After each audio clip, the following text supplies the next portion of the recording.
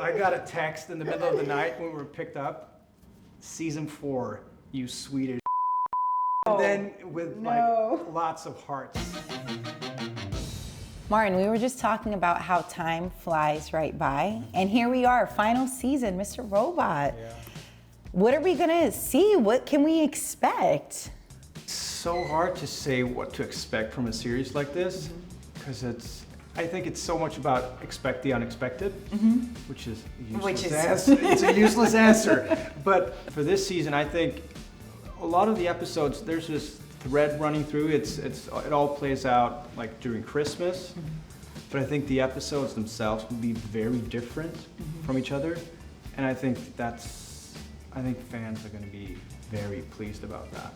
Now this is the final season, so it's bittersweet. It's like, oh, it's a new season, but it's the final one.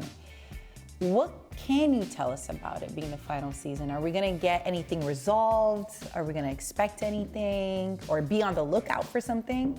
I mean, when we read this, a lot of it was, I mean, you weren't even allowed to read everything. Sometimes during the table read, certain people had to go out, walk out of the room. Yeah. And some scenes like just blacked out. Mr. Robot fans are serious. They'll leak it out there. They'll put it out. They will. And sometimes, you know, because people, we shoot a lot during nighttime.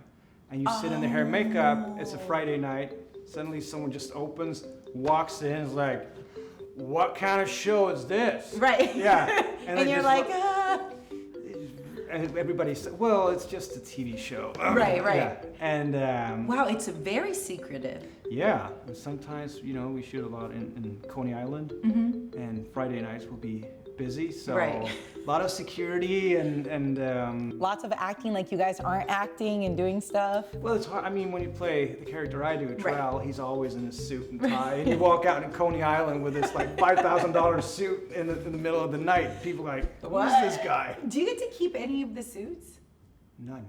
Oh, come on. I didn't get to keep, because Step it up. Come on, guys. yeah, USA. Whoever's in charge of wardrobe, can we get something?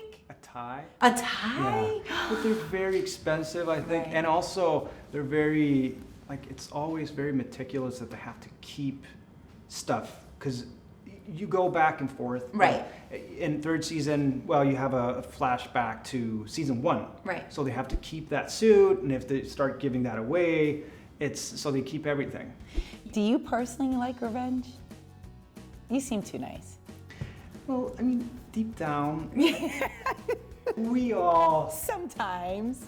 you know, Sometimes. sometimes it's just, I have a friend, he has this thing he called karma equalizer.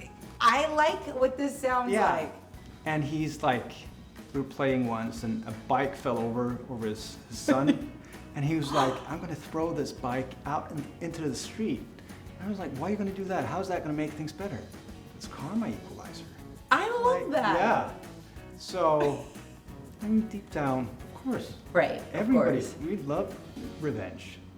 As an actor, for you to tap into that, is it fun to tap into something that you're not used to doing, like revenge? But do you let that out and do you enjoy it? Yeah. That's the best thing about the job, that you get paid to do stuff that you're not allowed to do in real life.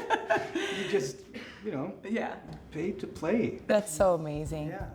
Is there anyone on the show that you're closest with? It could be someone that you talk to the most. Yeah, I think Christian. Yeah. Yeah, we've found each other, and you know, we've had a lot of time during these seasons, and we're also, I mean, he has kids, I have kids, so it's natural. And I got the most wonderful text from him when we were picked up for a 4th season.